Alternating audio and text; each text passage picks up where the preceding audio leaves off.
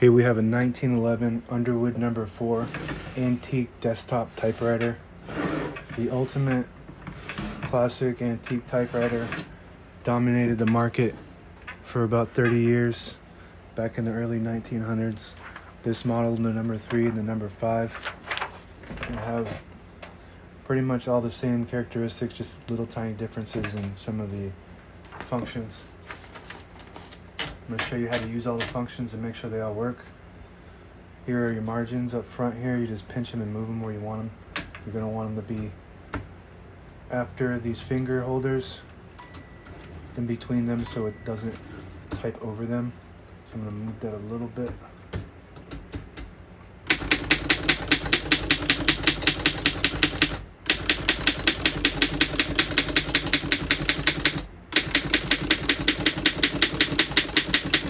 Once you hear the bell, you're at the end of the margin. You hit this line space, gets you back to the beginning. It skips 1, 2, or 3 spaces.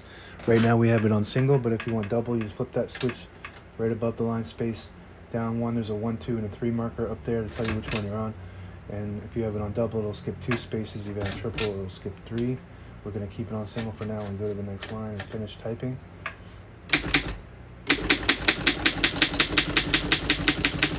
As you can see, all the keys type nice and none of them skip or stick. I'll type a sentence on the next line.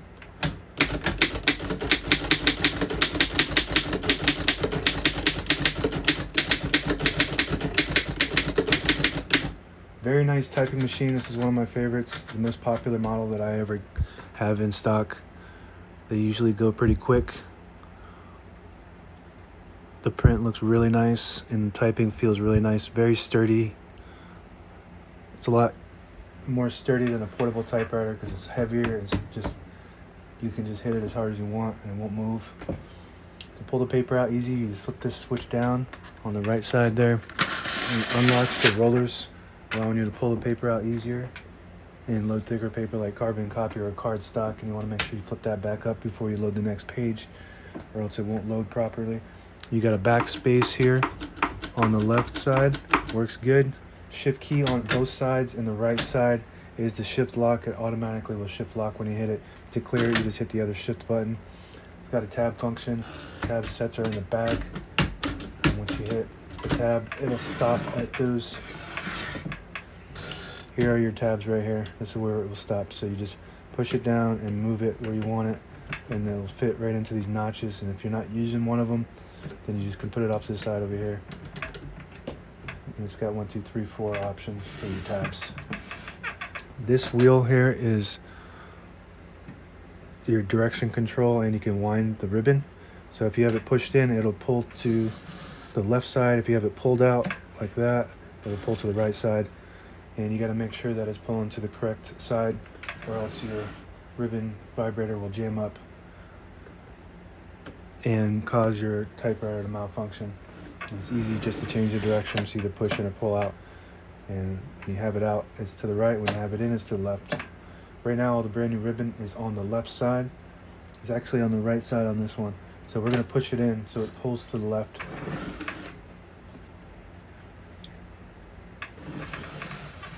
There's a function on this near the knob here.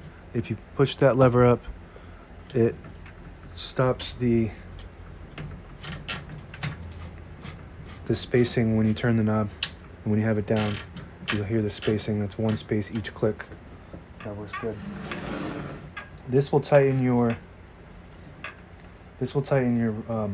your main spring right here that pulls the carriage. So if you tighten this by turning it clockwise, it'll pull harder when you type. This is your ribbon color selector switch. Red and blue is the color, but it's really just when you press it down, it'll hit the bottom portion of the ribbon, and when you push the blue side down, it'll hit the top portion of the ribbon. Right now we just have a black ribbon on it, so we're just going to keep that down on this side.